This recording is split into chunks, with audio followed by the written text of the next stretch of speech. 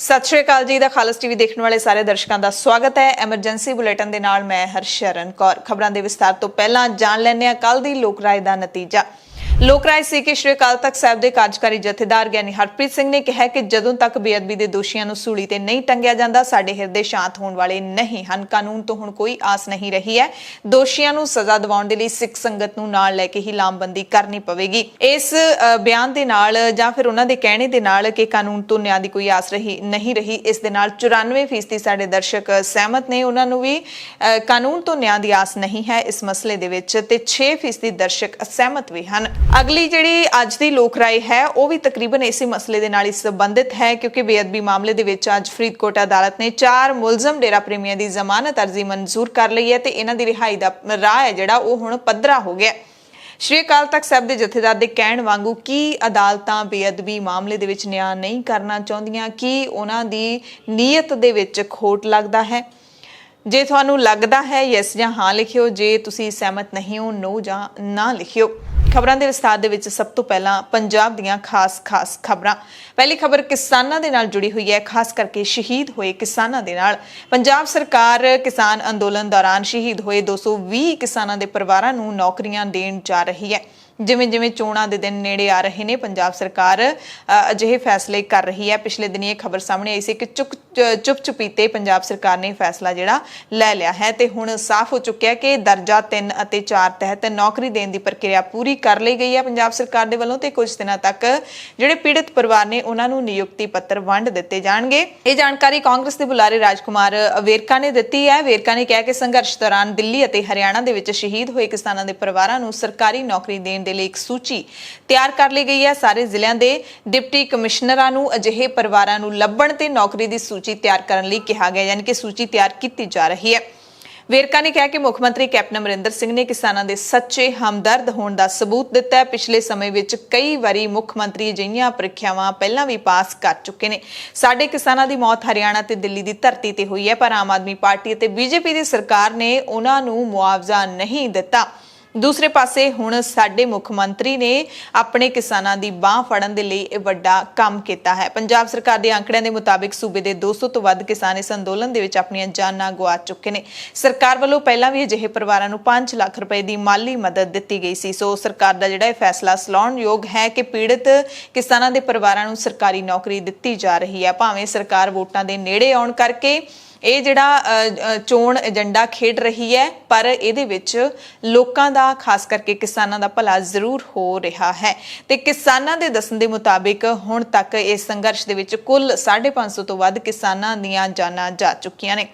ਤੇ ਅੰਮ੍ਰਿਤਸਰ ਰੇਲ ਹਾਦਸਾ ਜਿਹੜਾ ਕਿ ਪਿਛਲੇ 3-4 ਸਾਲਾਂ ਤੋਂ ਲਟਕਿਆ ਹੋਇਆ ਹੈ, ਉਸ ਹਾਦਸੇ ਦੇ 34 ਪਰਿਵਾਰਾਂ ਨੂੰ ਵੀ ਕੈਪਟਨ ਅਮਰਿੰਦਰ ਸਿੰਘ ਦੀ ਸਰਕਾਰ ਨੇ ਹੁਣ ਨੌਕਰੀਆਂ ਦੇ ਦਿੱਤੀਆਂ ਨੇ। 34 ਪਰਿਵਾਰਾਂ ਨੂੰ ਡੀਸੀ ਦਫ਼ਤਰ ਅੰਮ੍ਰਿਤਸਰ ਤੋਂ ਨਿਯੁਕਤੀ ਪੱਤਰ ਦੇ ਦਿੱਤੇ ਗਏ ਨੇ। 2 ਪਰਿਵਾਰਾਂ ਨੂੰ ਗਰੁੱਪ ਸੀ ਕੈਟਾਗਰੀ ਦੇ ਵਿੱਚ ਨੌਕਰੀ ਮਿਲੀ ਹੈ, ਬਾਕੀਆਂ ਨੂੰ ਯੋਗਤਾ ਦੇ ਆਧਾਰ ਤੇ ਨੌਕਰੀਆਂ ਦਿੱਤੀਆਂ ਗਈਆਂ ਨੇ।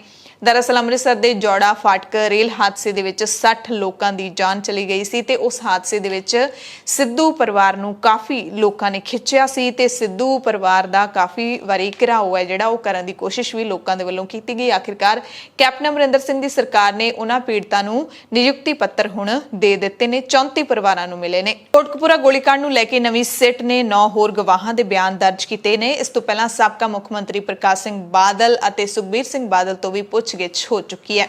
ते बेअदबी मामले दे नाल जुड़ी एक होर वड्डी खबर है कि डेरा प्रेमियों के हक दे विच अदालत ने फैसला सुना दिता है, क्योंकि विवादित पोस्टर मामले दे विच 4 डेरा प्रेमियों नूं अदालत ने जमानत दे दी है। 4 डेरा प्रेमी मुलजम ने जिन्हां नूं दोषी सिद्ध होण तक पता नहीं हजे की कुछ जिहड़ा करना पएगा कानून की प्रणाली नूं। ते इन्हां डेरा प्रेमियों की रिहाई का राह है जिहड़ा ओह हुण इस जमानत मिलण तो बाद साफ हो गया। जमानत दे नाल बेअदबी मामलों की जांच कर रही सिट नूं वड्डा झटका जरूर लग्या। फरीदकोट अदालत ने 4 मुलजम डेरा प्रेमियां शक्ति सिंह, रणजीत सिंह, बलजीत सिंह ते सुखजिंदर सिंह नूं जमानत दित्ती है। 4 प्रेमी फरीदकोट जेल दे विच बंद सन। दरअसल 1 जून 2015 नूं फरीदकोट दे पिंड बुरज जवार सिंह वाला दे गुरुद्वारा साहिब तो श्री गुरु ग्रंथ साहिब जी दे पावन स्वरूप चोरी कर लए गए सी। 12 अक्तूबर 2015 नूं श्री गुरु ग्रंथ साहिब जी दे अंग ने ਜਿਹੜੇ ਉਹ ਬਰਗਾੜੀ ਪਿੰਡ ਦੇ ਗੁਰਦੁਆਰੇ ਦੇ ਸਾਹਮਣੇ ਗਲੀਆਂ ਦੇ ਵਿੱਚ ਖਿਲਾਰ ਦਿੱਤੇ ਗਏ ਸੀ। ਇਸ ਕਾਰਨ ਇੱਥੇ ਵੱਡਾ ਰੋਸ ਮੁਜ਼ਾਹਰਾ ਹੋਇਆ ਸੀ। ਇੱਕ ਮੁਜ਼ਾਹਰਾ ਨਹੀਂ ਬਲਕਿ ਕਈ ਦਿਨਾਂ ਤੱਕ ਵੱਡੇ ਮੁਜ਼ਾਹਰੇ ਚੱਲਦੇ ਰਹੇ ਸੀ। ਇਸ ਬੇਅਦਬੀ ਦੀ ਘਟਨਾ ਨੇ ਪੂਰੀ ਦੁਨੀਆ 'ਚ ਵਸਦੇ ਸਿੱਖ ਭਾਈਚਾਰੇ ਨੂੰ ਝੰਜੋੜ ਕੇ ਰੱਖ ਦਿੱਤਾ ਸੀ। ਪਾਕਿਸਤਾਨ ਦੇ ਵਿੱਚ ਵੀ ਮੁਜ਼ਾਹਰੇ ਹੋਏ ਸੀ ਤੇ ਉਹ ਜਦੋਂ ਮੁਜ਼ਾਹਰੇ ਕੀਤੇ ਗਏ ਸੀ, ਰੋਸ ਪ੍ਰਦਰਸ਼ਨ ਕੀਤੇ ਗਏ ਸੀ ਸਿੱਖ ਸੰਗਤ ਦੇ ਵੱਲੋਂ, ਤਾਂ ਬਹਿਬਲ ਕਲਾਂ ਦੇ ਵਿੱਚ 2 ਸਿੱਖ ਪ੍ਰਦਰਸ਼ਨਕਾਰੀਆਂ ਨੂੰ ਪੁਲਿਸ ਦੀਆਂ ਗੋਲੀਆਂ ਦੇ ਨਾਲ ਮਾਰ ਦਿੱਤਾ ਗਿਆ ਸੀ। ਉਸ ਤੋਂ ਬਾਅਦ ਬੁਰਜ ਜਵਾਹਰ ਸਿੰਘ ਵਾਲਾ ਦੇ ਵਿੱਚ 16 ਜੂਨ 2016 ਨੂੰ ਇੱਕ ਡੇਰੇ ਦੇ ਪ੍ਰੇਮੀ ਦਾ ਕਤਲ ਵੀ ਕੀਤਾ ਗਿਆ ਸੀ। ਸਿਟੀ ਬਿਊਟੀਫੁਲ ਚੰਡੀਗੜ੍ਹ ਤੋਂ ਖਬਰ ਹੈ, ਜਿੱਥੇ ਪੰਜਾਬ ਦੇ ਵਿਕਲਾਂਗ ਨੌਜਵਾਨਾਂ ਨੇ ਪੰਜਾਬ ਸਰਕਾਰ ਦੇ ਖਿਲਾਫ ਪ੍ਰਦਰਸ਼ਨ ਕੀਤਾ। ਇਹਨਾਂ ਨੇ ਮੁੱਖ ਮੰਤਰੀ ਦੀ ਰਿਹਾਇਸ਼ ਘੇਰਨ ਦੀ ਕੋਸ਼ਿਸ਼ ਕੀਤੀ। ਪੁਲਿਸ ਨੇ ਪ੍ਰਦਰਸ਼ਨਕਾਰੀਆਂ ਨੂੰ ਰਾਹ ਦੇ ਵਿੱਚ ਹੀ ਰੋਕ ਲਿਆ। ਵਿਕਲਾਂਗ ਨੌਜਵਾਨਾਂ ਨੇ ਸਰਕਾਰ ਤੇ ਵਾਅਦਾ ਖਿਲਾਫੀ ਕਰਨ ਦਾ ਇਲਜ਼ਾਮ ਲਾਇਆ ਹੈ। ਮੁੱਦਾ ਹੈ ਰੁਜ਼ਗਾਰ ਦਾ। ਰੁਜ਼ਗਾਰ ਦੇ ਮੁੱਦੇ ਨੂੰ ਲੈ ਕੇ ਪੰਜਾਬ ਦਾ ਤਕਰੀਬਨ ਹਰ ਵਰਗ ਸੜਕਾਂ ਦੇ ਉੱਤੇ ਹੈ ਤੇ ਹੁਣ ਤਾਂ ਡਾਕਟਰ ਵੀ ਸੜਕਾਂ ਦੇ ਉੱਤੇ ਨੇ। ਸ਼੍ਰੀ ਗੁਰੂ ਗ੍ਰੰਥ ਸਾਹਿਬ ਜੀ ਦੀ ਬੇਹੁਰਮਤੀ ਦੀ ਜਾਂਚ ਪਹਿਲੇ ਦਿਨ ਤੋਂ ਲੈ ਕੇ ਹੀ ਸਹੀ ਨਹੀਂ ਚੱਲੀ। ਵੱਡਾ ਦਾਅਵਾ ਕੀਤਾ ਹੈ ਪੰਜਾਬ ਪੁਲਿਸ ਦੇ ਆਈਜੀ ਅਤੇ ਸ਼੍ਰੀ ਗੁਰੂ ਗ੍ਰੰਥ ਸਾਹਿਬ ਜੀ ਦੀ ਬੇਅਦਬੀ ਦੀਆਂ ਘਟਨਾਵਾਂ ਦੀ ਜਾਂਚ ਲਈ ਬਣਾਈ ਗਈ ਪਹਿਲੀ ਸਿੱਟ ਦੇ ਮੁਖੀ ਰਣਬੀਰ ਸਿੰਘ ਖੱਟੜਾ ਨੇ। ਉਹਨਾਂ ਨੇ ਕਿਹਾ ਕਿ ਜਾਂਚ ਪਹਿਲੇ ਦਿਨ ਤੋਂ ਹੀ ਸਹੀ ਨਹੀਂ ਚੱਲ ਸਕੀ। ਪੰਜਾਬ ਪੁਲਿਸ ਦੇ ਉੱਤੇ ਲੋਕਾਂ ਦਾ ਭਰੋਸਾ ਨਾ ਹੋਣ ਕਾਰਨ ਜਾਂਚ ਸੀਬੀਆਈ ਨੂੰ ਸੌਂਪਣੀ ਪਈ ਸੀ। ਇੱਥੋਂ ਤੱਕ ਕਿ ਲੋਕ ਸਿਆਸੀ ਅਤੇ ਧਾਰਮਿਕ ਲੀਡਰਾਂ ਉੱਤੇ ਵੀ ਵਿਸ਼ਵਾਸ ਕਰਨ ਨੂੰ ਤਿਆਰ ਨਹੀਂ ਸਨ। ਸਾਬਕਾ ਪੁਲਿਸ ਮੁਖੀ ਨੇ ਇਹ ਬਿਆਨ ਜਥੇਦਾਰ ਸ਼੍ਰੀ ਅਕਾਲ ਤਖਤ ਸਾਹਿਬ ਦੇ ਜਿਹੜੇ ਗਿਆਨੀ ਹਰਪ੍ਰੀਤ ਸਿੰਘ ਨੇ ਉਹਨਾਂ ਦੇ ਵੱਲੋਂ ਸੱਦੀ ਗਈ ਮੀਟਿੰਗ ਦੇ ਵਿੱਚ ਰਿਕਾਰਡ ਕਰਵਾਏ ਨੇ, ਉੱਥੇ ਦਰਜ ਕਰਵਾਏ ਨੇ। ਸ਼੍ਰੀ ਅਕਾਲ ਤਖਤ ਸਾਹਿਬ ਦੇ ਕਾਰਜਕਾਰੀ ਜਥੇਦਾਰ ਨੇ 26 ਜੁਲਾਈ ਨੂੰ ਯਾਨੀ ਕਿ ਸੋਮਵਾਰ ਨੂੰ ਇੱਕ ਵੱਡੀ ਮੀਟਿੰਗ ਸੱਦੀ ਸੀ, ਜਿਸ ਦੇ ਵਿੱਚ ਵੱਖ-ਵੱਖ ਸਿੱਖ ਜਥੇਬੰਦੀਆਂ ਦੇ ਮੁਖੀ ਪਹੁੰਚੇ ਸੀ ਤੇ ਨਾਲ ਰਣਬੀਰ ਸਿੰਘ ਖੱਟੜਾ ਵੀ ਪਹੁੰਚੇ ਸੀ, ਜਿਹੜੇ ਕਿ ਪਹਿਲੀ ਸਿੱਟ ਦੇ ਮੁਖੀ ਸਨ, ਜਿਹੜੀ ਜਾਂਚ ਕਰਨ ਵਾਲੀ ਸਿੱਟ ਸੀ। ਤੇ ਉਸ ਵਕਤ ਗਿਆਨੀ ਹਰਪ੍ਰੀਤ ਸਿੰਘ ਨੇ ਕਿਹਾ ਸੀ ਕਿ ਰਿਕਾਰਡਿੰਗ ਹੈ ਜਿਹੜੀ ਉਹ ਜਨਤਕ ਕੀਤੀ ਜਾਏਗੀ ਤੇ ਹੁਣ ਰਿਕਾਰਡਿੰਗ ਹੈ ਜਿਹੜੀ ਉਹ ਜਨਤਕ ਕਰ ਦਿੱਤੀ ਗਈ ਹੈ। ਮੰਗਲਵਾਰ ਨੂੰ ਜਨਤਕ ਕੀਤੀ ਗਈ ਹੈ।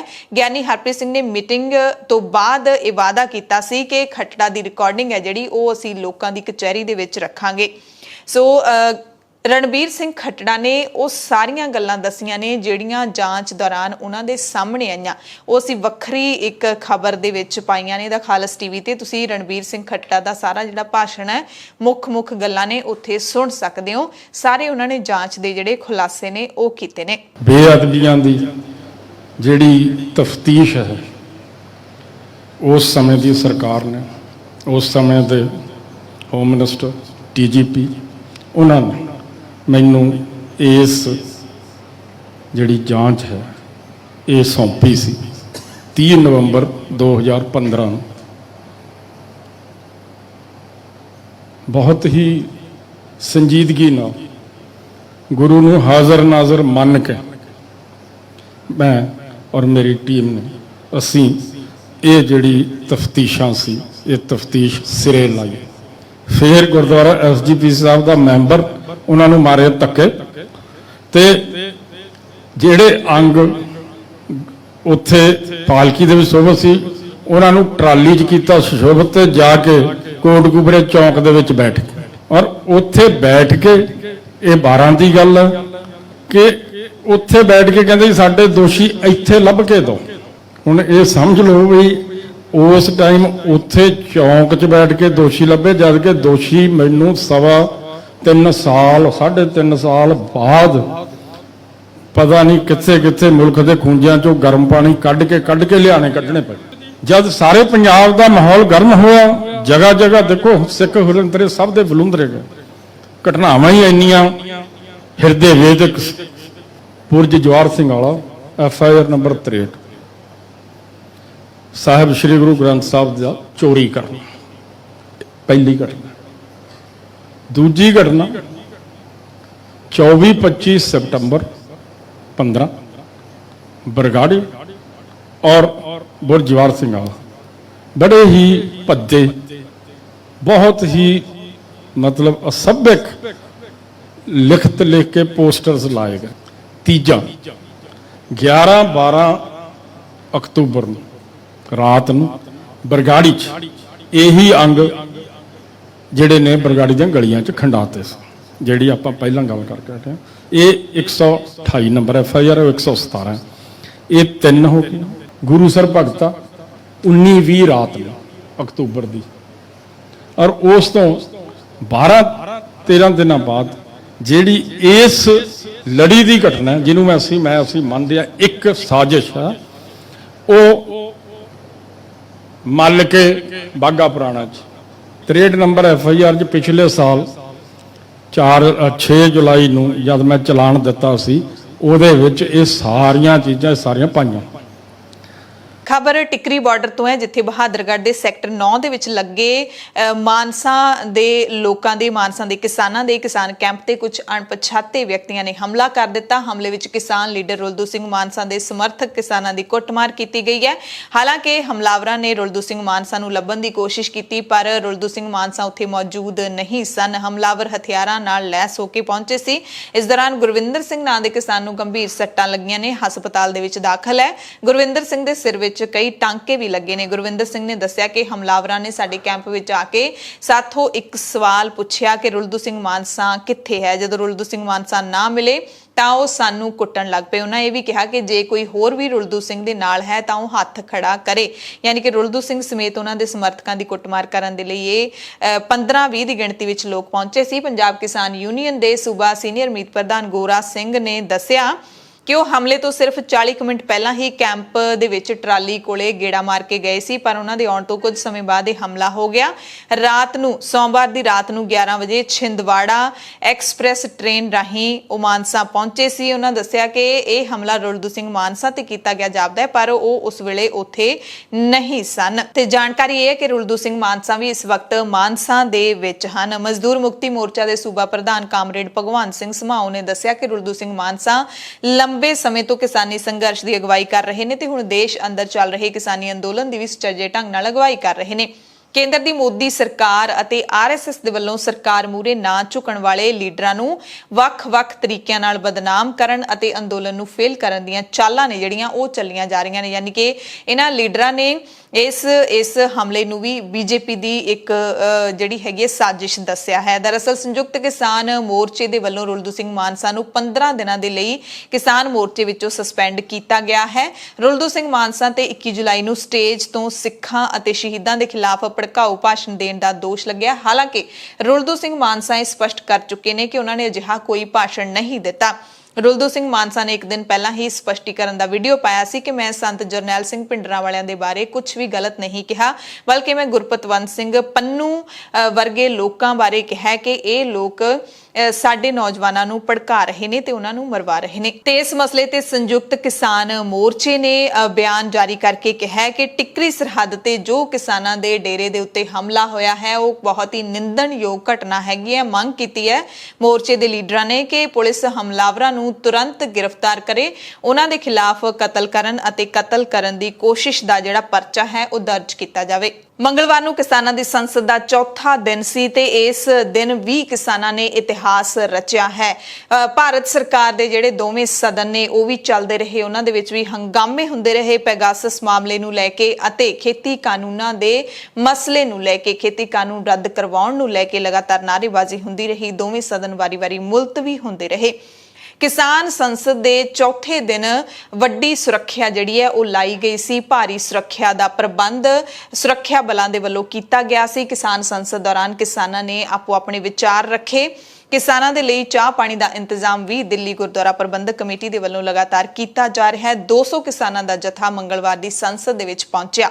ਵੱਡੀ ਗੱਲ ਇਹ ਰਹੀ ਕਿ ਮਹੱਤਵਪੂਰਨ ਵਸਤੂਆਂ ਸੋਧ ਐਕਟ 2020 ਤੇ ਕਿਸਾਨ ਸੰਸਦ ਦੇ ਵਿੱਚ ਬਹਿਸ ਕੀਤੀ ਗਈ। ਇਸ ਬਹਿਸ ਦੇ ਵਿੱਚ ਖਾਸ ਤੌਰ ਤੇ ਇਸ ਨੁਕਤੇ ਨੂੰ ਉਭਾਰਿਆ ਗਿਆ ਕਿ 1955 ਦਾ ਜਿਹੜਾ ਐਕਟ ਹੈ ਉਸ ਦੇ ਵਿੱਚ ਸਰਕਾਰ ਦੇ ਵੱਲੋਂ ਜਿਹੜੀਆਂ ਸੋਧਾਂ ਲਿਆਂਦੀਆਂ ਜਾ ਰਹੀਆਂ ਨੇ ਉਹ ਸਪਸ਼ਟ ਤੌਰ ਤੇ ਕਿਸਾਨ ਵਿਰੋਧੀ ਅਤੇ ਖਪਤਕਾਰ ਵਿਰੋਧੀ ਨੇ। ਇਸ ਕਰਕੇ ਇਸ ਸੋਧ ਬਿੱਲ ਨੂੰ ਤੁਰੰਤ ਹੀ ਰੱਦ ਕੀਤਾ ਜਾਣਾ ਚਾਹੀਦਾ ਹੈ। ਇਸ ਐਕਟ ਨੂੰ ਤੁਰੰਤ ਰੱਦ ਕੀਤਾ ਜਾਣਾ ਚਾਹੀਦਾ ਹੈ। ਕਿਸਾਨ ਸੰਸਦ ਨੇ ਇਸ ਤੱਥ ਨੂੰ ਨੋਟ ਕੀਤਾ ਕਿ ਗਲੋਬਲ ਭੁੱਖ ਸੂਚੀ ਦੇ ਵਿੱਚ ਭਾਰਤ ਦੀ ਸਥਿਤੀ ਹੈ ਜਿਹੜੀ ਉਹ ਬਹੁਤ ਮਾੜੀ ਹੈ, ਲਗਾਤਾਰ ਵਿਗੜਦੀ ਜਾ ਰਹੀ ਹੈ। ਕਿਸਾਨ ਸੰਸਦ ਦੇ ਵਿੱਚ ਇਹ ਦੱਸਿਆ ਗਿਆ ਕਿ ਪਿਛਲੇ ਸਾਲ 1955 ਦੇ ਐਕਟ ਵਿੱਚ ਲਿਆਂਦੀਆਂ ਗਈਆਂ ਸੋਧਾਂ ਨੇ ਖਾਦ ਪਦਾਰਥਾਂ ਦੇ ਹੋਰਡਿੰਗ ਅਤੇ ਕਾਲੀ ਮਾਰਕੀਟਿੰਗ ਨੂੰ ਕਾਨੂੰਨੀ ਮਨਜ਼ੂਰੀ ਦੇ ਦਿੱਤੀ ਸੀ ਤੇ ਆਮ ਖਪਤਕਾਰਾਂ ਅਤੇ ਕਿਸਾਨਾਂ ਦੀ ਕੀਮਤ ਤੇ ਖੇਤੀਬਾੜੀ ਕੰਪਨੀਆਂ ਤੇ ਵੱਡੇ ਵਪਾਰੀਆਂ ਦੇ ਲਾਭ ਦੇ ਲਈ ਹੀ ਇਹ ਸੋਧ ਕੀਤੀ ਗਈ ਸੀ ਤੇ ਹੁਣ ਵੀ ਜਿਹੜੀ ਇਹ ਸੋਧ ਹੈਗੀ ਹੈ ਉਹ ਹੈ ਜਿਹੜੀ ਵੱਡੇ ਵਪਾਰੀਆਂ ਨੂੰ ਲਾਭ ਦੇਣ ਦੇ ਲਈ ਹੀ ਕੀਤੀ ਜਾ ਰਹੀ ਹੈ। ਸੋ ਸਦਨ ਦੇ ਵੱਲੋਂ ਕਿਸਾਨ ਸੰਸਦ ਦੇ ਵਿੱਚ ਜ਼ਰੂਰੀ ਵਸਤੂਆਂ ਸੋਧ ਐਕਟ 2020 ਨੂੰ ਸੰਸਦ ਵੱਲੋਂ ਤੁਰੰਤ ਰੱਦ ਕੀਤੇ ਜਾਣ ਦਾ ਮਤਾ ਪਾਸ ਕੀਤਾ ਗਿਆ। ਕਿਸਾਨਾਂ ਨੇ ਕਿਹਾ ਕਿ ਸਪਸ਼ਟ ਤੌਰ ਤੇ ਅਸੀਂ ਦੇਖ ਸਕਦੇ ਹਾਂ ਕਿ ਜ਼ਰੂਰੀ ਵਸਤੂਆਂ ਸੋਧ ਐਕਟ 2020 ਦੇ ਪ੍ਰਬੰਧ ਆਮ ਖਪਤਕਾਰਾਂ ਅਤੇ ਕਿਸਾਨਾਂ ਦੀ ਕੀਮਤ ਤੇ ਖੇਤੀਬਾੜੀ ਕੰਪਨੀਆਂ ਤੇ ਵੱਡੇ ਵਪਾਰੀਆਂ ਦਾ ਪੱਖ ਪੂਰਨ ਲਈ ਤਿਆਰ ਕੀਤੇ ਗਏ ਨੇ। ਮੌਜੂਦਾ ਰੈਗੂਲੇਸ਼ਨ ਅਤੇ ਨਿਰੀਖਣ ਵਿਧੀ ਨੂੰ ਖਤਮ ਕਰਨ ਦੀ ਅਗਵਾਈ ਹੈ ਜਿਹੜੀ ਉਹ ਵੱਡੀਆਂ ਕਾਰਪੋਰੇਟਾਂ ਕਰਨਗੀਆਂ ਤੇ ਗਲੋਬਲ ਫੂਡ ਪ੍ਰੋਸੈਸਿੰਗ ਅਤੇ ਮਾਰਕੀਟਿੰਗ ਕੰਪਨੀਆਂ ਵੱਲੋਂ ਖੇਤੀਬਾੜੀ ਬਾਜ਼ਾਰਾਂ ਤੇ ਦਬਦਬਾ ਵਧਾਉਣ ਦੇ ਲਈ ਹੀ ਇਹ ਸੋਧ ਕੀਤੀ ਗਈ ਹੈ। ਇਹ ਵੀ ਕਿਹਾ ਗਿਆ ਕਿ ਭੋਜਨ ਦੇ ਖੇਤਰ ਵਿੱਚ ਅਡਾਨੀ, ਰਿਲਾਇੰਸ ਅਤੇ ਵਾਲਮਾਰਟ ਵਰਗੀਆਂ ਵੱਡੀਆਂ ਖੇਤੀਬਾੜੀ ਕੰਪਨੀਆਂ ਦਾ ਦਬਦਬਾ ਸਿਰਫ ਛੋਟੇ ਕਿਸਾਨਾਂ ਦੀ ਸੌਦੇਬਾਜ਼ੀ ਦੀ ਸ਼ਕਤੀ ਅਤੇ ਆਮਦਨੀ ਨੂੰ ਘਟਾ ਦੇਵੇਗਾ, ਜਿਵੇਂ ਕਿ ਅਮਰੀਕਾ, ਯੂਰਪੀਅਨ ਕੰਟਰੀਜ਼ ਤੇ ਹੋਰ ਮੁਲਕਾਂ ਦੇ ਵਿੱਚ ਹੋਇਆ ਹੈ। ਇਸ ਕਰਕੇ ਕਿਸਾਨ ਸੰਸਦ ਨੇ ਇਹ ਮਤਾ ਪਾਸ ਕੀਤਾ ਕਿ ਜ਼ਰੂਰੀ ਵਸਤੂਆਂ ਸੋਧ ਐਕਟ 2020 ਤੁਰੰਤ ਸੰਸਦ ਦੇ ਵੱਲੋਂ ਰੱਦ ਕੀਤਾ ਜਾਣਾ ਚਾਹੀਦਾ ਹੈ। ਕਿਸਾਨ ਸੰਸਦ ਇਸ ਐਕਟ ਨੂੰ ਦੁਹਰਾਉਂਦੀ ਹੈ ਅਤੇ ਸੰਸਦ ਨੂੰ ਅਜਿਹਾ ਕਰਨ ਦੇ ਲਈ ਮਤਾ ਪਾਸ ਕਰਦੀ ਹੈ। ਉਧਰ ਦਿੱਲੀ ਪੁਲਿਸ ਨੇ ਕਾਂਗਰਸ ਦੇ ਸਾਬਕਾ ਕੌਮੀ ਪ੍ਰਧਾਨ ਰਾਹੁਲ ਗਾਂਧੀ ਦੇ ਵੱਲੋਂ ਸੰਸਦ ਤੱਕ ਟਰੈਕਟਰ ਰੈਲੀ ਕੱਢਣ ਦੇ ਮਾਮਲੇ ਵਿੱਚ ਪਰਚਾ ਦਰਜ ਕਰ ਲਿਆ। ਸੰਸਦ ਮਾਰਗ ਥਾਣੇ ਵਿੱਚ ਕਾਂਗਰਸੀ ਆਗੂਆਂ ਦੇ ਖਿਲਾਫ ਆਈਪੀਸੀ ਦੀ ਧਾਰਾ 188 ਐਮਵੀ ਐਕਟ ਅਤੇ ਮਹਾਮਾਰੀ ਕਾਨੂੰਨ ਤਹਿਤ ਇਹ ਮਾਮਲਾ ਦਰਜ ਕੀਤਾ ਗਿਆ। ਪੁਲਿਸ ਇਹ ਵੀ ਜਾਂਚ ਕਰ ਰਹੀ ਹੈ ਕਿ ਰਾਹੁਲ ਗਾਂਧੀ ਟਰੈਕਟਰ ਤੇ ਪਹੁੰਚੇ ਕਿਵੇਂ, ਪਰ ਮੀਡੀਆ ਤੱਕ ਪਹੁੰਚੀ ਸੂਚਨਾ ਦੇ ਮੁਤਾਬਿਕ ਐਤਵਾਰ ਦੇਰ ਰਾਤ ਇੱਕ ਕੰਟੇਨਰ ਦੇ ਵਿੱਚ ਟਰੈਕਟਰ ਨੂੰ ਰੱਖ ਕੇ ਲਿਆਂਦਾ ਗਿਆ ਤੇ ਸੰਸਦ ਦੇ ਸੈਸ਼ਨ ਦੌਰਾਨ ਇਸ ਇਲਾਕੇ ਦੇ ਵਿੱਚ ਦਫਾ 144 ਲਾਗੂ ਹੁੰਦੀ ਹੈ। ਇਸ ਕਰਕੇ ਰਾਹੁਲ ਗਾਂਧੀ ਦੇ ਖਿਲਾਫ ਦਿੱਲੀ ਪੁਲਿਸ ਨੇ ਕੇਸ ਦਰਜ ਕੀਤਾ ਹੈ। ਲੋਕ ਸਭਾ ਦੇ ਵਿੱਚ ਵਿਰੋਧੀ ਧਿਰ ਦੇ ਵੱਲੋਂ ਜਿਹੜਾ ਕਿਸਾਨਾਂ ਦੇ ਮੁੱਦੇ ਨੂੰ ਲੈ ਕੇ ਹੰਗਾਮਾ ਲਗਾਤਾਰ ਕੀਤਾ ਜਾ ਰਿਹਾ ਹੈ, ਉਸ ਮਸਲੇ ਤੇ ਖੇਤੀਬਾੜੀ ਮੰਤਰੀ ਨਰਿੰਦਰ ਤੋਮਰ ਫਿਰ ਬੋਲੇ। ਨਰਿੰਦਰ ਤੋਮਰ ਨੇ ਨਾਅਰੇਬਾਜ਼ੀ ਕਰਨ ਵਾਲੇ ਸਾਂਸਦਾਂ ਤੇ ਕਿਸਾਨਾਂ ਪ੍ਰਤੀ ਹਮਦਰਦੀ ਨਾ ਰੱਖਣ ਦਾ ਦੋਸ਼ ਲਾਇਆ, ਕਿਹਾ ਕਿ ਇਸ ਹੰਗਾਮੇ ਨਾਲ ਜਨਤਾ ਨੂੰ ਨੁਕਸਾਨ ਪਹੁੰਚਾਇਆ ਜਾ ਰਿਹਾ ਹੈ। ਤੋਮਰ ਨੇ ਕਿਹਾ ਕਿ ਸੰਸਦ ਦੇ ਵਿੱਚ ਹੰਗਾਮਾ ਕਰਨ ਵਾਲੇ ਕਿਸਾਨਾਂ ਦੇ ਅਤੇ ਲੋਕਾਂ ਦੇ ਦੋਖੀ ਹਨ। ਬਹੁਤ ਜ਼ਿਆਦਾ ਮੀਂਹ ਕਾਰਨ ਫਸਲਾਂ ਨੂੰ ਹੋਏ ਨੁਕਸਾਨ ਸੰਬੰਧੀ ਪ੍ਰਸ਼ਨਾਂ ਦੇ ਜਵਾਬ ਦੇ ਵਿੱਚ ਖੇਤੀਬਾੜੀ ਮੰਤਰੀ ਨਰਿੰਦਰ ਤੋਮਰ ਨੇ ਕਿਹਾ ਕਿ ਅੱਜ ਦੇ ਏਜੰਡੇ ਵਿੱਚ ਖੇਤੀਬਾੜੀ ਅਤੇ ਕਿਸਾਨਾਂ ਦੇ ਨਾਲ ਜੁੜੇ 15 ਤੋਂ ਵੱਧ ਸਵਾਲ ਨੇ। ਜ਼ੋਰਦਾਰ ਨਾਅਰੇਬਾਜ਼ੀ ਕਰਨ ਵਾਲੇ ਵਿਰੋਧੀ ਧਿਰ ਦੇ ਮੈਂਬਰਾਂ ਨੂੰ ਉਹਨਾਂ ਨੇ ਕਿਹਾ ਕਿ ਜੇ ਉਹਨਾਂ ਦੇ ਮਨ ਦੇ ਵਿੱਚ ਕਿਸਾਨਾਂ ਪ੍ਰਤੀ ਕੋਈ ਹਮਦਰਦੀ ਹੈ ਤਾਂ ਉਹਨਾਂ ਨੂੰ ਸ਼ਾਂਤੀ ਨਾਲ ਆਪਣੀ ਥਾਂ ਤੇ ਬੈਠ ਜਾਣਾ ਚਾਹੀਦਾ ਹੈ, ਸਵਾਲਾਂ ਦੇ ਰਾਹੀਂ ਆਪਣੀ ਗੱਲ ਰੱਖਣੀ ਚਾਹੀਦੀ ਹੈ, ਸਰਕਾਰ ਨੂੰ ਵੀ ਸੁਣਨਾ ਚਾਹੀਦਾ ਤੇ ਆਪਦੇ ਸਵਾਲ ਵੀ ਕਰਨੇ ਚਾਹੀਦੇ ਨੇ। ਤੋਮਰ ਨੇ ਕਿਹਾ ਕਿ ਇਸ ਤਰ੍ਹਾਂ ਹੰਗਾਮਾ ਕਰਨ ਨਾਲ ਸਦਨ ਦੇ ਸਨਮਾਨ ਨੂੰ ਸੱਟ ਪਹੁੰਚ ਰਹੀ ਹੈ, ਜਨਤਾ ਦਾ ਵੀ ਨੁਕਸਾਨ ਹੋ ਰਿਹਾ ਹੈ ਤੇ ਸਭ ਤੋਂ ਵੱਡੀ ਗੱਲ ਕਿਸਾਨਾਂ ਪ੍ਰਤੀ ਵਿਰੋਧੀ ਧਿਰ ਦਾ ਕਿਰਦਾਰ ਵੀ ਨਜ਼ਰ ਆ ਰਿਹਾ ਹੈ। ਇਹ ਕਹਿਣਾ ਹੈ ਖੇਤੀਬਾੜੀ ਮੰਤਰੀ ਨਰਿੰਦਰ ਤੋਮਰ ਦਾ। ਇੱਕ ਦਿਨ ਪਹਿਲਾਂ ਵੀ ਖੇਤੀਬਾੜੀ ਮੰਤਰੀ ਨਰਿੰਦਰ ਤੋਮਰ ਦਾ ਬਿਆਨ ਆਇਆ ਸੀ ਕਿ ਕਿਸਾਨਾਂ ਦੇ ਕੋਲ ਕੋਈ ਪ੍ਰਸਤਾਵ ਹੀ ਨਹੀਂ ਹੈ। ਕਿਸਾਨ ਸਰਕਾਰ ਦੇ ਕੋਲੇ ਆਪਣਾ ਕੋਈ ਪ੍ਰਸਤਾਵ ਹੀ ਨਹੀਂ ਲੈ ਕੇ ਆਉਂਦੇ ਹੈਗੇ ਤੇ ਸਰਕਾਰ ਤਾਂ ਕਿਸਾਨਾਂ ਦੇ ਨਾਲ ਗੱਲਬਾਤ ਕਰਨ ਦੇ ਲਈ ਤਿਆਰ ਹੈ। ਕਿਸਾਨ ਇਹ ਦੱਸਦੇ ਹੀ ਨਹੀਂ ਹੈਗੇ ਕਿ ਖੇਤੀ ਕਾਨੂੰਨਾਂ ਦੇ ਵਿੱਚ ਕਾਲਾ ਆਖਿਰਕਾਰ ਕੀ ਹੈ। ਕਿਸਾਨ ਮੋਰਚੇ ਦੇ ਲੀਡਰਾਂ ਨੇ ਇਸ ਦਾ ਜਵਾਬ ਦਿੱਤਾ ਹੈ। ਕਹਿੰਦੇ ਜੇ ਸਰਕਾਰ ਨੂੰ ਪਤਾ ਹੀ ਨਹੀਂ ਕਿ ਖੇਤੀ ਕਾਨੂੰਨਾਂ ਵਿੱਚ ਕਾਲਾ ਕੀ ਹੈ ਤਾਂ ਅਸੀਂ ਸਰਕਾਰ ਨੂੰ ਆਪਣੀ ਕਿਸਾਨ ਸੰਸਦ ਵਿੱਚ ਆਉਣ ਦਾ ਸੱਦਾ ਦਿੰਦੇ ਹਾਂ ਤੇ ਉਹਨਾਂ ਨੂੰ ਸਾਰੀ ਦੁਨੀਆ, ਮੀਡੀਆ ਅਤੇ ਜਨਤਾ ਦੇ ਸਾਹਮਣੇ ਸਮਝਾਵਾਂਗੇ ਕਿ ਖੇਤੀ ਕਾਨੂੰਨਾਂ ਵਿੱਚ ਕਾਲਾ ਕੀ ਹੈ। ਕਿਸਾਨ ਲੀਡਰਾਂ ਨੇ ਤੋਮਰ ਨੂੰ ਅਪੀਲ ਕਰਦਿਆਂ ਕਿਹਾ ਕਿ ਉਹ ਖੇਤੀ ਕਾਨੂੰਨਾਂ ਨੂੰ ਰੱਦ ਕਰ ਦੇਣ, ਨਹੀਂ ਤਾਂ ਕਿਸਾਨ ਜੋ ਵੀ ਮਿਹਨਤ ਕਰਦਾ ਉਹ ਸਾਰੀ ਬੇਕਾਰ ਚਲੀ ਜਾਵੇਗੀ। ਕਿਸਾਨ ਲੀਡਰ ਜਗਜੀਤ ਸਿੰਘ ਡੱਲੇਵਾਲਾ ਨੇ ਸੰਯੁਕਤ ਕਿਸਾਨ ਮੋਰਚਾ ਦੇ ਫੇਸਬੁੱਕ ਪੇਜ ਰਾਹੀਂ ਸੋਸ਼ਲ ਮੀਡੀਆ ਦੇ ਰਾਹੀਂ ਖੇਤੀਬਾੜੀ ਮੰਤਰੀ ਨਰਿੰਦਰ ਤੋਮਰ ਨੂੰ ਜਵਾਬ ਦਿੱਤਾ ਹੈ ਉਸ ਗੱਲ ਦਾ ਜਿਹਦੇ ਵਿੱਚ ਨਰਿੰਦਰ ਤੋਮਰ ਕਹਿੰਦੇ ਨੇ ਕਿ ਕਿਸਾਨਾਂ ਦੇ ਕੋਲ ਪ੍ਰਸਤਾਵ ਨਹੀਂ ਹੈ। ਤਾਂ ਉਹਨਾਂ ਨੇ ਉਲਟਾ ਜਵਾਬ ਦਿੰਦਿਆਂ ਕਿਹਾ ਕਿ ਪ੍ਰਸਤਾਵ ਤਾਂ ਸਰਕਾਰ ਰੱਖਦੀ ਹੁੰਦੀ ਹੈ। ਕੀ ਖੇਤੀਬਾੜੀ ਮੰਤਰੀ ਨੂੰ ਇਹਨਾਂ ਵੀ ਨਹੀਂ ਪਤਾ ਕਿ ਪ੍ਰਸਤਾਵ ਕਿਸਾਨ ਨਹੀਂ ਦੇਣਗੇ? ਕਿਸਾਨ ਆਪਣੇ ਜਿਹੜੇ ਇਤਰਾਜ਼ ਨੇ ਉਹ ਰੱਖਦੇ ਨੇ ਤੇ ਉਹ ਰੱਖਦੇ ਵੀ ਆਏ ਨੇ ਤੇ ਅੱਗੇ ਵੀ ਰੱਖਣ ਨੂੰ ਤਿਆਰ ਨੇ। ਪ੍ਰਸਤਾਵ ਤਾਂ ਸਰਕਾਰ ਨੇ ਦੇਣਾ। ਸਭ ਤੋਂ ਪਹਿਲੀ ਗੱਲ ਤਾਂ ਮੈਂ ਇਹ ਪੁੱਛਣਾ ਚਾਹਣਾ ਹੈ ਮਾਨਯੋਗ ਸਾਡੇ ਖੇਤੀਬਾੜੀ ਮੰਤਰੀ ਨਰਿੰਦਰ ਤੋਮਰ ਜੀ ਨੂੰ ਕਿ ਤੁਸੀਂ ਮੰਤਰੀ ਹੋ, ਤੁਹਾਨੂੰ ਘੱਟੋ ਘੱਟ ਇਸ ਗੱਲ ਦਾ ਪਤਾ ਹੋਣਾ ਚਾਹੀਦਾ ਹੈ ਕਿ ਪ੍ਰਸਤਾਵ ਨਹੀਂ ਕਿਸਾਨਾਂ ਨੇ ਡਿਮਾਂਡ ਕਰਨੀ ਹੈ, ਉਹ ਡਿਮਾਂਡ ਕਰ ਚੁੱਕੇ ਆ। ਪ੍ਰਸਤਾਵ ਦੇਣਾ ਤਾਂ ਤੁਸੀਂ ਦੇਣਾ ਹੁੰਦਾ, ਸਰਕਾਰ ਨੇ ਦੇਣਾ ਹੁੰਦਾ ਹੈ। ਤੁਹਾਨੂੰ ਘੱਟੋ ਘੱਟ ਇਸ ਗੱਲ ਦਾ ਪਤਾ ਹੋਣਾ ਚਾਹੀਦਾ ਹੈ। ਉਲਟਾ ਪ੍ਰਸਤਾਵ ਕਿਸਾਨਾਂ ਦੇ ਵੱਲੋਂ ਮੰਗਦੇ ਹੋ ਵੀ ਕਿਸਾਨ ਪ੍ਰਸਤਾਵ ਦੇਣ। ਪਹਿਲੀ ਸ਼੍ਰੋਮਣੀ ਅਕਾਲੀ ਦਲ ਨੇ ਦੇਸ਼ ਦੇ ਰਾਸ਼ਟਰਪਤੀ ਰਾਮਨਾਥ ਕੋਵਿੰਦ ਨੂੰ ਅਪੀਲ ਕੀਤੀ ਹੈ ਕਿ ਉਹ ਨਿੱਜੀ ਤੌਰ ਤੇ ਦਖਲ ਦੇ ਕੇ ਕੇਂਦਰ ਸਰਕਾਰ ਨੂੰ 3 ਖੇਤੀ ਕਾਨੂੰਨ ਰੱਦ ਕਰਨ ਦੀ ਮੰਗ ਤੇ ਚਰਚਾ ਵਾਸਤੇ ਰਾਜ਼ੀ ਕਰਨ। ਅਕਾਲੀ ਦਲ ਨੇ 6 ਹੋਰ ਪਾਰਟੀਆਂ ਦੇ ਨਾਲ ਰਲ ਕੇ ਰਾਸ਼ਟਰਪਤੀ ਨੂੰ ਚਿੱਠੀ ਲਿਖ ਕੇ ਬੇਨਤੀ ਕੀਤੀ ਹੈ ਕਿ ਸਾਨੂੰ ਮਿਲਣ ਦੇ ਲਈ ਤੁਸੀਂ ਸਮਾਂ ਦਿਓ ਤਾਂ ਜੋ ਤੁਹਾਨੂੰ ਐਨਡੀਏ ਸਰਕਾਰ ਵੱਲੋਂ 3 ਖੇਤੀ ਕਾਨੂੰਨਾਂ ਤੇ ਜਬਰੀ ਰੋਕ ਲਾਉਣ ਦੇ ਅੜਬ ਰਵੱਈਏ ਬਾਰੇ ਅਸੀਂ ਤੁਹਾਨੂੰ ਜਾਣਕਾਰੀ ਦੇ ਸਕੀਏ ਤੇ ਇਹ ਅਪੀਲ ਕੀਤੀ ਹੈ ਕਿ ਸੰਸਦ ਦੇ ਵਿੱਚ 3 ਖੇਤੀ ਕਾਨੂੰਨ ਰੱਦ ਕਰਨ ਦੀ ਮੰਗ ਤੇ ਚਰਚਾ ਹੋਣੀ ਚਾਹੀਦੀ ਹੈ ਤੇ ਰਾਸ਼ਟਰਪਤੀ ਇਹਦੇ ਵਿੱਚ ਨਿੱਜੀ ਦਖਲ ਦੇਣ। ਪੰਜਾਬ ਦੇ ਵਿੱਚ ਕਿਸਾਨਾਂ ਦੇ ਧਰਨਿਆਂ ਦੇ 300 ਦਿਨ ਪੂਰੇ ਹੋ ਚੁੱਕੇ ਨੇ, ਯਾਨੀ ਕਿ ਸਾਲ ਹੋਣ ਦੇ ਵਿੱਚ 65 ਦਿਨ ਹੀ ਬਾਕੀ ਨੇ ਤੇ ਇਹਨਾਂ 300 ਦਿਨ ਪੂਰੇ ਹੋਣ ਤੋਂ ਬਾਅਦ ਵੀ ਕਿਸਾਨ ਪੰਜਾਬ ਦੇ ਵਿੱਚ ਲਗਾਤਾਰ ਰੋਸ ਮੁਜ਼ਾਹਰੇ ਕਰ ਰਹੇ ਨੇ। 100 ਤੋਂ ਵੱਧ ਥਾਵਾਂ ਤੇ ਧਰਨੇ ਉਸੇ ਤਰ੍ਹਾਂ ਜਾਰੀ ਨੇ, ਕਿਸੇ ਵੀ ਥਾਂ ਤੋਂ ਧਰਨਾ ਖਤਮ ਨਹੀਂ ਹੋਇਆ ਹੈ। ਬੀਜੇਪੀ ਲੀਡਰਾਂ ਦਾ ਵਿਰੋਧ ਵੀ ਉਸੇ ਤਰ੍ਹਾਂ ਜਾਰੀ ਹੈ। ਬੀਜੇਪੀ ਦੇ ਪ੍ਰਧਾਨ ਅਸ਼ਵਨੀ ਸ਼ਰਮਾ ਤੇ ਕੇਂਦਰੀ ਰਾਜ ਮੰਤਰੀ ਸੋਮ ਪ੍ਰਕਾਸ਼ ਦੇ ਮੁਕੇਰੀਆਂ ਆਉਣ ਤੋਂ ਪਹਿਲਾਂ ਕਿਸਾਨਾਂ ਨੇ ਜ਼ਬਰਦਸਤ ਹੰਗਾਮਾ ਕੀਤਾ। ਇੱਥੇ ਮੀਟਿੰਗ ਹੋਣੀ ਸੀ। ਬੀਜੇਪੀ ਲੀਡਰਾਂ ਦੀ ਮੀਟਿੰਗ ਦੇ ਵਿਰੋਧ ਵਿੱਚ ਕਿਸਾਨਾਂ ਨੇ ਗੇਟ ਮੂਹਰੇ ਧਰਨਾ ਲਾ ਦਿੱਤਾ ਸੀ। ਕਿਸਾਨਾਂ ਨੇ ਰੈਸਟ ਹਾਊਸ ਦਾ ਘਿਰਾਓ ਕੀਤਾ।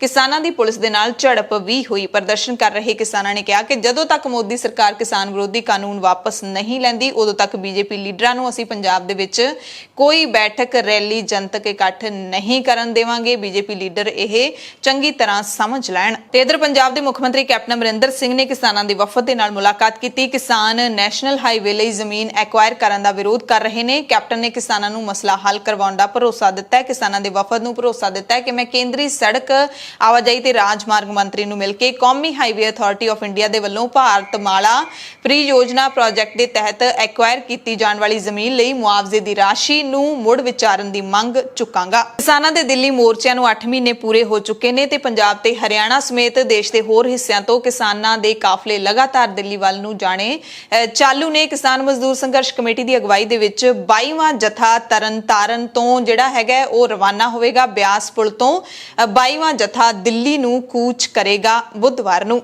ਨਵਜੋਤ ਸਿੰਘ ਸਿੱਧੂ ਦੀ ਪੰਜਾਬ ਕਾਂਗਰਸ ਦੇ ਪ੍ਰਧਾਨ ਬਣਨ ਤੋਂ ਬਾਅਦ ਪੰਜਾਬ ਦੇ ਮੁੱਖ ਮੰਤਰੀ ਕੈਪਟਨ ਅਮਰਿੰਦਰ ਸਿੰਘ ਦੇ ਨਾਲ ਮੰਗਲਵਾਰ ਨੂੰ ਪਹਿਲੀ ਮੁਲਾਕਾਤ ਹੋਈ। ਸਿੱਧੂ ਤੇ ਕੈਪਟਨ ਦੇ ਵਿਚਾਲੇ ਬੈਠਕ ਕਰੀਬ 1 ਘੰਟਾ 20 ਮਿੰਟ ਚੱਲੀ। ਪੰਜਾਬ ਸਿਵਲ ਸਕੱਤਰੇਤ ਦੇ ਵਿੱਚ ਮੁੱਖ ਮੰਤਰੀ ਕੈਪਟਨ ਅਮਰਿੰਦਰ ਸਿੰਘ ਤੇ ਸਿੱਧੂ ਦੀ ਮੁਲਾਕਾਤ ਹੋਈ। ਸਿੱਧੂ ਦੇ ਨਾਲ ਇਸ ਮੌਕੇ ਸੂਬਾ ਕਾਂਗਰਸ ਦੇ 4 ਨਵੇਂ ਕਾਰਜਕਾਰੀ ਪ੍ਰਧਾਨ ਵੀ ਸ਼ਾਮਲ ਸਨ। ਸਿੱਧੂ ਨੇ ਮੁੱਖ ਮੰਤਰੀ ਨੂੰ ਮਿਲਣ ਦੇ ਲਈ ਪਹਿਲਾਂ ਸਮਾਂ ਲਿਆ ਸੀ ਤੇ ਸਿੱਧੂ ਜੋ ਮੁੱਦੇ ਟਵੀਟ ਕਰਕੇ ਚੁੱਕਦੇ ਰਹੇ ਨੇ ਉਹੀ ਮੁੱਦੇ ਹੁਣ ਸਿੱਧੂ ਨੇ ਖੁਦ ਕੈਪਟਨ ਦੇ ਨਾਲ ਮੁਲਾਕਾਤ ਕਰਕੇ ਖੁਦ ਚਿੱਠੀ ਲਿਖ ਕੇ ਉਹਨਾਂ ਨੂੰ ਫੜਾਏ ਨੇ। ਕਈ ਅਹਿਮ ਮੁੱਦਿਆਂ ਤੇ ਚਰਚਾ ਕੀਤੀ ਗਈ ਹੈ। ਜਿਹੜਾ ਮੰਗ ਪੱਤਰ ਸੌਂਪਿਆ ਹੈ ਉਸ ਦੇ ਵਿੱਚ ਕੀ ਸਿੱਧੂ ਨੇ ਲਿਖਿਆ ਉਹ ਅਸੀਂ ਤੁਹਾਨੂੰ ਦੱਸ ਦਿੰਨੇ ਆ। ਏਜੰਡੇ ਦੇ 18 ਨੁਕਤਿਆਂ ਦੇ ਵਿੱਚੋਂ 5 ਨੁਕਤੇ ਨੇ ਜਿਹੜੇ ਚਿੱਠੀ ਦੇ ਵਿੱਚ ਉਹ ਅਸੀਂ ਤੁਹਾਨੂੰ ਦੱਸ ਦਿੰਨੇ ਆ।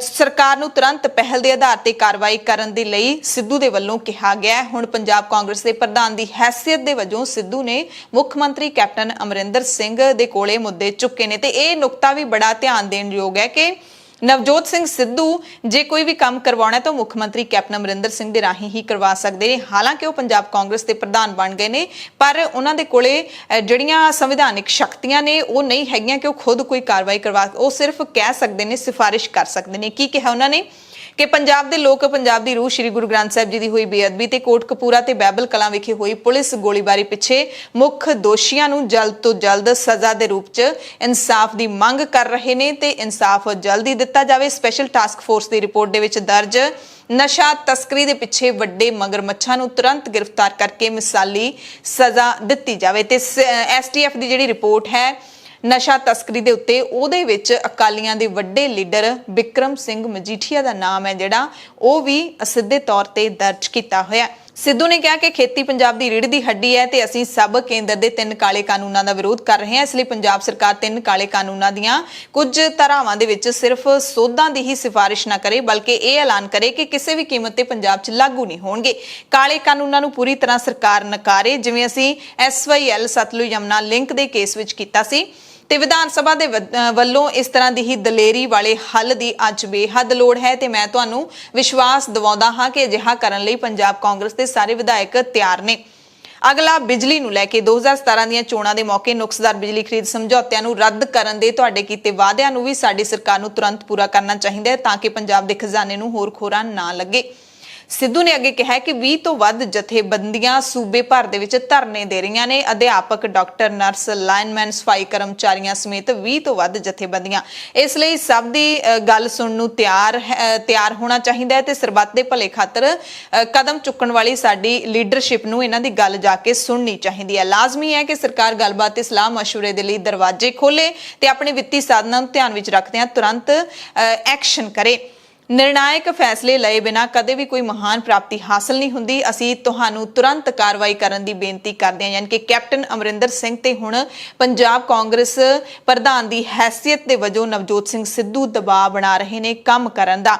ਖਾਸ ਮੁੱਦੇ ਨੇ ਬੇਅਦਬੀ ਦਾ ਮੁੱਦਾ ਹੋਵੇ ਜਾਂ ਫਿਰ ਬਿਜਲੀ ਖਰੀਦ ਸਮਝੌਤਿਆਂ ਦਾ ਮੁੱਦਾ ਹੋਵੇ, ਉਸ ਤੋਂ ਬਾਅਦ ਨਸ਼ਿਆਂ ਦਾ ਮੁੱਦਾ ਹੋਵੇ ਜਾਂ ਫਿਰ ਜਿਹੜੇ ਲੋਕ ਧਰਨੇ ਦੇ ਰਹੇ ਨੇ ਵੱਖ-ਵੱਖ ਵਰਗ ਉਹਨਾਂ ਦੀਆਂ ਗੱਲਾਂ ਉਹਨਾਂ ਦੀਆਂ ਮੰਗਾਂ ਮੰਨਣ ਦਾ ਮੁੱਦਾ ਹੋਵੇ। ਸਾਰੇ ਮੁੱਦਿਆਂ ਨੂੰ ਲੈ ਕੇ ਹੁਣ ਕੈਪਟਨ ਅਮਰਿੰਦਰ ਸਿੰਘ ਤੇ ਦਬਾਅ ਹੈ ਜਿਹੜਾ ਉਹਨਾਂ ਦੀ ਆਪਣੀ ਹੀ ਪਾਰਟੀ ਦੇ ਵੱਲੋਂ ਬਣਾਇਆ ਜਾ ਰਿਹਾ ਹੈ। ਤੇ ਕੈਪਟਨ ਅਮਰਿੰਦਰ ਸਿੰਘ ਨੇ ਮੁਲਾਕਾਤ ਤੋਂ ਬਾਅਦ ਕੀ ਕਿਹਾ ਹੈ? ਕੈਪਟਨ ਨੇ ਕਿਹਾ ਕਿ ਸਰਕਾਰ ਨੇ ਆਪਣੇ ਚੋਣ ਮੈਨੀਫੈਸਟੋ ਦੇ ਵਿੱਚ ਲੋਕਾਂ ਨਾਲ ਕੀਤੇ ਜ਼ਿਆਦਾਤਰ ਵਾਅਦੇ ਪੂਰੇ ਕੀਤੇ ਨੇ ਤੇ ਸਰਕਾਰ ਬਾਕੀ ਬਚੇ ਮੁੱਦਿਆਂ ਨੂੰ ਵੀ ਛੇਤੀ ਪੂਰਾ ਕਰ ਲਵੇਗੀ। ਕੈਪਟਨ ਨੇ ਕਿਹਾ ਕਿ ਪਾਰਟੀ ਦੇ ਵਰਕਰਾਂ ਅਤੇ ਲੀਡਰਾਂ ਨੂੰ ਸਰਕਾਰ ਵੱਲੋਂ ਕੀਤੇ ਗਏ ਲੋਕ ਪੱਖੀ ਕੰਮਾਂ ਨੂੰ ਲੋਕਾਂ ਤੱਕ ਪਹੁੰਚਾਉਣਾ ਚਾਹੀਦਾ ਹੈ ਤਾਂ ਜੋ ਲੋਕ ਪੰਜਾਬ ਸਰਕਾਰ ਦੇ ਵੱਲੋਂ ਬੀਤੇ 4 ਸਾਲ ਵਿੱਚ ਕੀਤੇ ਸ਼ਾਨਦਾਰ ਕੰਮਾਂ ਦੇ ਬਾਰੇ ਜਾਣੂ ਹੋ ਸਕਣ। ਕੈਪਟਨ ਤੇ ਸਿੱਧੂ ਦੀ ਮੀਟਿੰਗ ਤੋਂ ਬਾਅਦ ਵਿਧਾਇਕ ਬਰਿੰਦਰਮੀਤ ਪਾੜਾ ਨੇ ਕਿਹਾ ਕਿ ਇਹ ਪੰਜਾਬ ਦੇ ਲਈ ਚੰਗੇ ਸੰਕੇਤ ਨੇ। ਦਾਗੀ ਮੰਤਰੀਆਂ ਦੀ ਛੁੱਟੀ ਹੋਣੀ ਚਾਹੀਦੀ ਹੈ, ਇਹ ਵੀ ਪਾੜਾ ਨੇ ਮੰਗ ਕੀਤੀ ਹੈ। ਯਾਨੀ ਕਿ ਪੰਜਾਬ ਕਾਂਗਰਸ ਦੇ ਅੰਦਰ ਦੀ ਜਿਹੜੀ ਖਿੱਚੋਤਾਣ ਹੈ ਉਹ ਲਗਾਤਾਰ ਬਣੀ ਤਾਂ ਹੋਈ ਹੈ।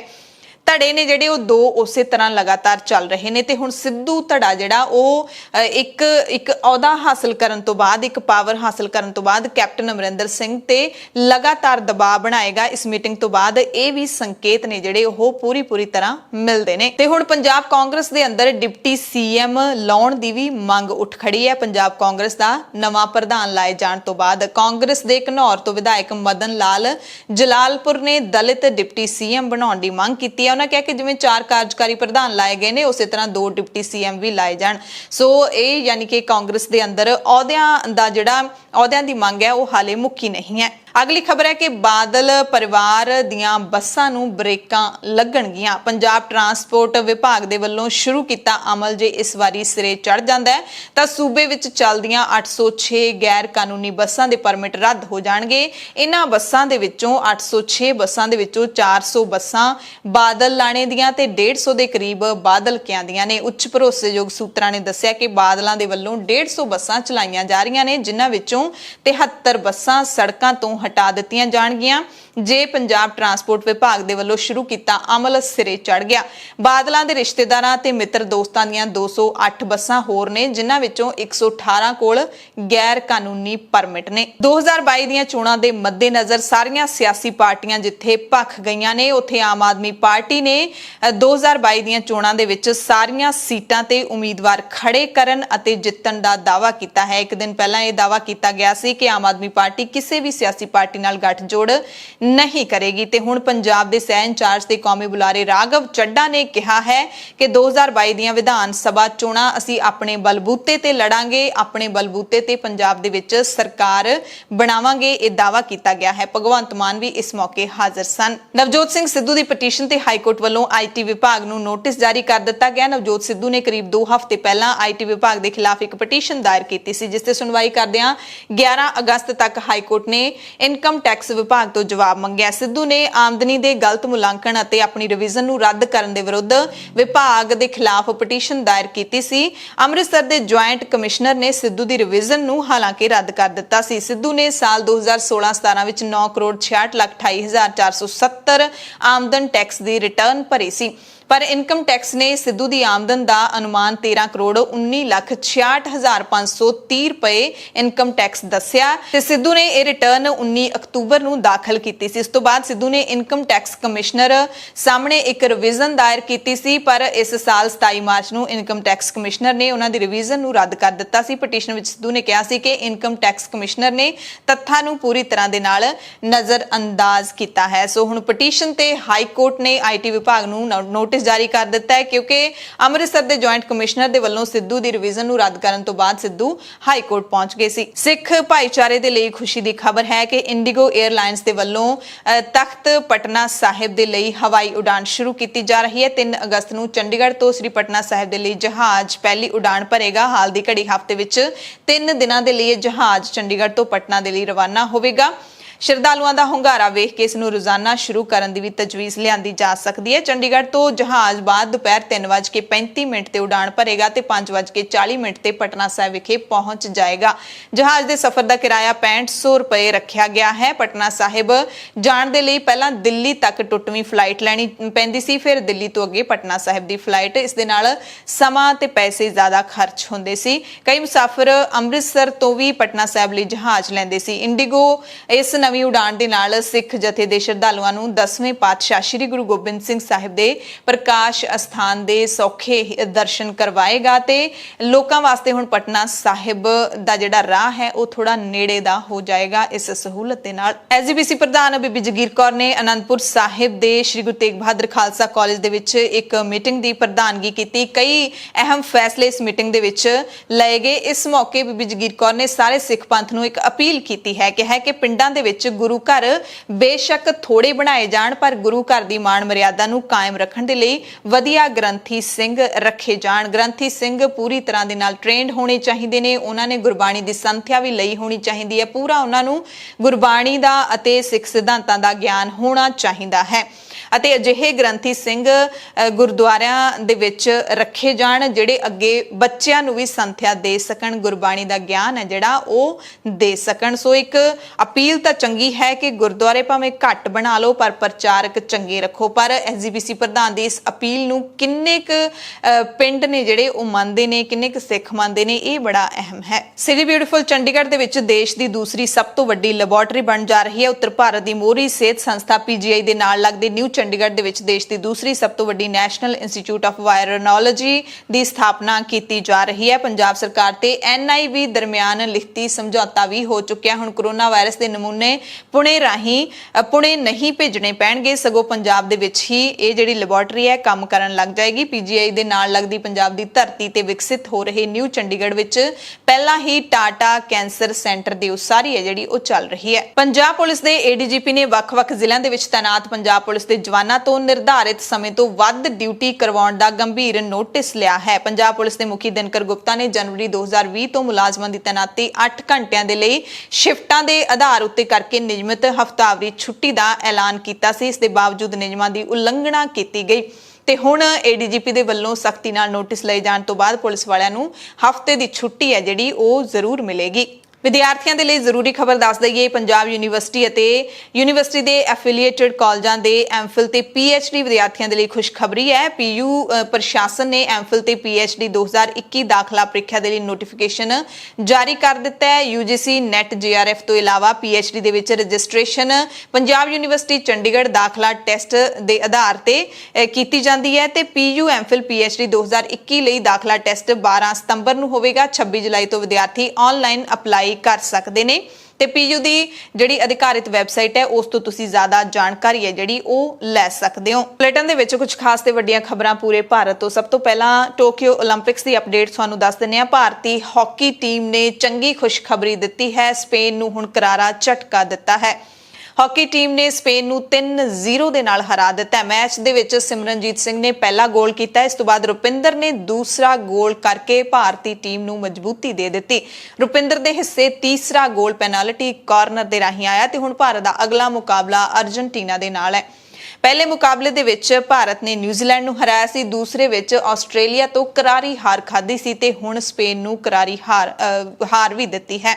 ਟੇਬਲ ਟੈਨਿਸ ਦੇ ਵਿੱਚ ਚੀਨ ਦੇ ਹੱਥੋਂ ਭਾਰਤ ਹਾਰ ਗਿਆ ਹੈ। ਟੇਬਲ ਟੈਨਿਸ ਦੇ ਭਾਰਤੀ ਪ੍ਰਸ਼ੰਸਕ ਫਿਰ ਤੋਂ ਨਿਰਾਸ਼ ਹੋਏ ਨੇ। ਭਾਰਤ ਦੇ ਟੇਬਲ ਟੈਨਿਸ ਖਿਡਾਰੀ ਅਚੰਤ ਸ਼ਰਤ ਕਮਲ ਸਿੰਗਲ ਦੇ ਤੀਜੇ ਦੌਰ ਦੇ ਵਿੱਚ ਚੀਨ ਦੇ ਮਾਲਾਂਗ ਤੋਂ 4-1 ਨਾਲ ਹਾਰ ਗਏ ਨੇ। ਪੱਛਮੀ ਬੰਗਾਲ ਦੀ ਮੁੱਖ ਮੰਤਰੀ ਮਮਤਾ ਬੈਨਰਜੀ ਨੇ ਪੱਛਮੀ ਬੰਗਾਲ ਚੋਣਾਂ ਜਿੱਤਣ ਤੋਂ ਬਾਅਦ ਭਾਰਤ ਦੇ ਪ੍ਰਧਾਨ ਮੰਤਰੀ ਨਰਿੰਦਰ ਮੋਦੀ ਦੇ ਨਾਲ ਪਹਿਲੀ ਮੁਲਾਕਾਤ ਕੀਤੀ ਹੈ ਤੇ ਪਹਿਲਾ ਹੀ ਦਿੱਲੀ ਦੌਰਾ ਹੈ ਮਮਤਾ ਬੈਨਰਜੀ ਦਾ। ਮੁਲਾਕਾਤ ਤੋਂ ਬਾਅਦ ਆ ਕੇ ਮਮਤਾ ਬੈਨਰਜੀ ਨੇ ਦੱਸਿਆ ਕਿ ਇਹ ਇੱਕ ਸ਼ਿਸ਼ਟਾਚਾਰ ਦੇ ਨਾਤੇ ਹੀ ਮੈਂ ਪ੍ਰਧਾਨ ਮੰਤਰੀ ਨੂੰ ਮਿਲਣ ਗਈ ਸੀ ਤੇ ਇੱਕ ਪ੍ਰੋਟੋਕੋਲ ਮੁਲਾਕਾਤ ਸੀ ਜਿਹੜੀ ਹੋਣੀ ਹੁੰਦੀ ਹੈ। ਮਮਤਾ ਬੈਨਰਜੀ ਨੇ ਦੱਸਿਆ ਕਿ ਇਸ ਮੁਲਾਕਾਤ ਦੇ ਵਿੱਚ ਮੈਂ ਆਪਣੇ ਸੂਬੇ ਦੇ ਵਿੱਚ ਵੈਕਸੀਨ ਦੀ ਮੰਗ ਪੂਰੀ ਕਰਨ ਦਾ ਮੁੱਦਾ ਵੀ ਰੱਖਿਆ।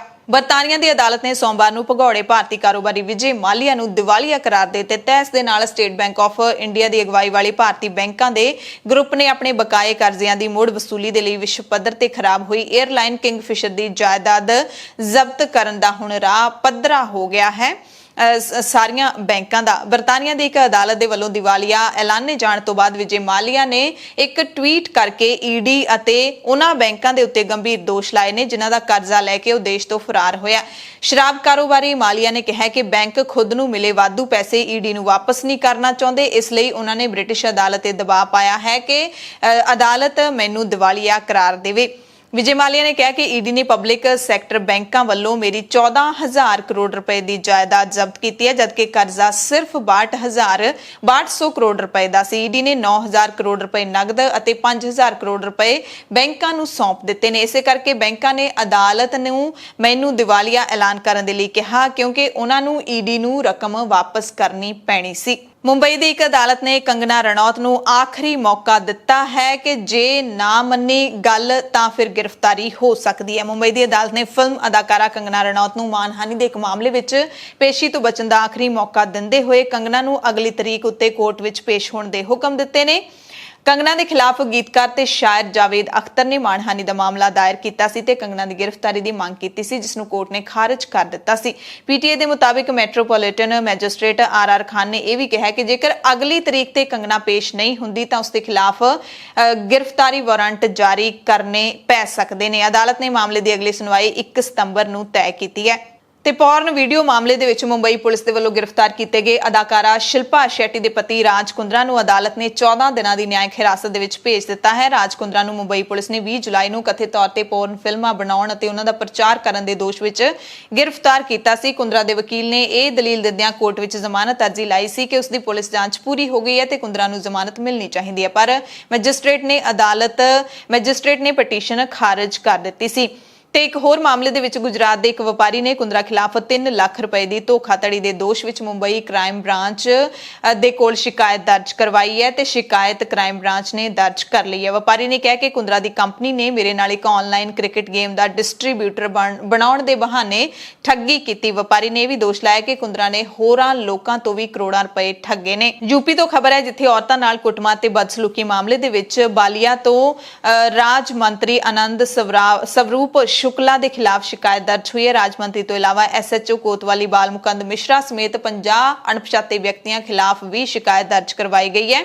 ਸੀਜੀਐਮ ਕੋਰਟ ਨੇ ਸ਼ਿਕਾਇਤ ਦਰਜ ਕਰਨ ਦੇ ਹੁਕਮ ਦਿੱਤੇ ਨੇ। ਸੀਜੀਐਮ ਕੋਰਟ ਨੇ ਹੁਕਮ ਰਾਣੀ ਦੇਵੀ ਦੀ ਅਰਜ਼ੀ ਤੇ ਦਿੱਤੇ ਨੇ। ਅਰਜ਼ੀ ਵਿੱਚ ਰਾਜ ਮੰਤਰੀ ਆਨੰਦ ਸਵਰੂਪ ਸ਼ੁਕਲਾ ਐਸਐਚਓ ਤੇ ਹੋਰਾਂ ਤੇ ਔਰਤਾਂ ਨਾਲ ਕੁੱਟਮਾਰ ਕਰਨ ਤੇ ਬਦਸਲੂਕੀ ਦੇ ਦੋਸ਼ ਲਾਏ ਗਏ ਨੇ। ਪਟੀਸ਼ਨਕਰਤਾ ਨੇ 156(3) ਤਹਿਤ ਅਦਾਲਤ ਦੇ ਵਿੱਚ ਅਰਜ਼ੀ ਦਿੱਤੀ ਸੀ। ਬੁਲੇਟਿਨ ਦੇ ਵਿੱਚ ਕੁਝ ਖਾਸ ਖਬਰਾਂ ਪੂਰੀ ਦੁਨੀਆ ਤੋਂ ਵੀ ਤੁਹਾਨੂੰ ਦੱਸ ਦਿੰਨੇ ਆ। ਮਨੁੱਖੀ ਅਧਿਕਾਰਾਂ ਦੇ ਕਾਰਕੁਨ ਰਾਬਰਟ ਮੌਜ਼ਿਸ ਨਹੀਂ ਰਹੇ। 1960ਵਿਆਂ ਵਿੱਚ ਅਮਰੀਕਾ ਦੇ ਦੱਖਣ ਵਿੱਚ ਸਿਆਹ ਫਾਰਮ ਲੋਕਾਂ ਦੇ ਲਈ ਵੋਟਰ ਰਜਿਸਟ੍ਰੇਸ਼ਨ ਦੇ ਅਧਿਕਾਰਾਂ ਸੰਬੰਧੀ ਵਿੱਢੇ ਸੰਘਰਸ਼ ਦੇ ਵਿੱਚ ਮੋਹਰੀ ਭੂਮਿਕਾ ਨਿਭਾਉਣ ਵਾਲੇ ਰਾਬਰਟ ਪੈਰਿਸ ਮੋਜ਼ਿਸ ਦਾ 86 ਸਾਲ ਦੀ ਉਮਰ ਦੇ ਵਿੱਚ ਦੇਹਾਂਤ ਹੋ ਗਿਆ। ਬੌਬ ਦੇ ਨਾਲ ਜਾਣੇ ਜਾਂਦੇ ਰਾਬਰਟ ਨੇ ਮਨੁੱਖੀ ਅਧਿਕਾਰਾਂ ਦੇ ਹੱਕ ਦੇ ਵਿੱਚ ਵਿੱਢੀ ਲਹਿਰ ਵਿੱਚ ਵਿਦਿਆਰਥੀ ਅਹਿੰਸਾ ਤਾਲਮੇਲ ਕਮੇਟੀ ਲਈ ਮਿਸਿਸਿਪੀ ਦੇ ਫੀਲਡ ਡਾਇਰੈਕਟਰ ਵਜੋਂ ਸੇਵਾ ਨਿਭਾਉਂਦੇ ਹੋਏ ਭੇਦਭਾਵ ਨੂੰ ਖਤਮ ਕਰਨ ਦੇ ਲਈ ਅਹਿਮ ਯੋਗਦਾਨ ਪਾਇਆ ਸੀ। ਅਗਲੀ ਖਬਰ ਕੈਨੇਡਾ ਤੋਂ ਹੈ ਜਿੱਥੇ ਟੋਰਾਂਟੋ ਦੇ ਵਿੱਚ ਮਾਸਕ ਪਾਉਣ, ਵੈਕਸੀਨੇਸ਼ਨ ਅਤੇ ਕੋਰੋਨਾ ਦੇ ਖਿਲਾਫ ਰੋਸ ਮੁਜ਼ਾਹਰਾ ਕੀਤਾ ਗਿਆ। ਬੜੀ ਹੈਰਾਨੀ ਦੀ ਗੱਲ ਹੈ ਕਿ ਇੱਕ ਵੱਡਾ ਮੁਜ਼ਾਹਰਾ ਕੀਤਾ ਗਿਆ ਜਿਸ ਦੇ ਵਿੱਚ ਵੱਡੀ ਗਿਣਤੀ ਵਿੱਚ ਲੋਕ ਸ਼ਾਮਿਲ ਹੋਏ ਤੇ ਇਸ ਮੁਜ਼ਾਹਰੇ ਦੇ ਵਿੱਚ ਲੋਕਾਂ ਨੇ ਕਿਹਾ ਕਿ ਕੋਰੋਨਾ ਸਿਰਫ ਇੱਕ ਫਰਾਡ ਹੈ। ਹੱਥਾਂ ਦੇ ਵਿੱਚ ਤਖਤੀਆਂ ਪੜ੍ਹ ਕੇ ਸੜਕਾਂ ਦੇ ਉੱਤੇ ਇਹ ਲੋਕ ਨਿਕਲੇ। ਸਿੱਖ ਜਥੇਬੰਦੀਆਂ ਵੀ ਸ਼ਾਮਿਲ ਸਨ ਤੇ ਸਿੱਖ ਜਥੇਬੰਦੀਆਂ ਦੇ ਨਾਲ ਮਿਲ ਕੇ ਕੈਨੇਡਾ ਦੇ ਸਿਟੀਜ਼ਨਸ ਨੇ ਪ੍ਰਦਰਸ਼ਨ ਕੀਤਾ। ਕੋਰੋਨਾ ਦੇ ਨਾਂ ਤੇ ਘੁਟਾਲਾ ਕਰਨ ਦੇ ਦੋਸ਼ ਲਾਏ ਗਏ ਤੇ ਹਰੇਕ ਇਨਸਾਨ ਦਾ ਅੰਦੋਲਨ, ਇਸ ਅੰਦੋਲਨ ਨੂੰ ਇਹਨਾਂ ਨੇ ਦੱਸਿਆ। ਲੋਕਾਂ ਨੂੰ ਇਕਜੁੱਟ ਰਹਿਣ ਦਾ ਸੰਦੇਸ਼ ਵੀ ਦਿੱਤਾ ਅਤੇ ਟੈਸਟ ਤੋਂ ਬਾਅਦ ਮਰੀਜ਼ਾਂ ਨੂੰ ਦਵਾਈ ਨਾ ਦੇਣ ਦੇ ਇਲਜ਼ਾਮ ਵੀ ਇਸ ਪ੍ਰੋਟੈਸਟ ਦੇ ਵਿੱਚ ਲਾਏ ਗਏ। So this team which I am a part of has cured more than 60,000 registered COVID positive patients. Of course you know that this is based on a faulty PCR test. Yeah. So, but we have cured them, and the interesting thing is that not a single medicine was given to those patients, not a single medicine. And how did that happen? By giving them a diet which boosts their immune system, keeping them on a fasting, on juices, on diet, which is full of vitamins and minerals in natural form, right? And then the interesting part is when the patients came in our centers, they were not asked to wear the mask, they were not given the sanitizers, they were not separated from each other, and the best part was when they entered, we welcomed them with a hug. Emergency bulletin ਦੇਖਣ ਵਾਲੇ ਸਾਰੇ ਦਰਸ਼ਕਾਂ ਦਾ ਧੰਨਵਾਦ।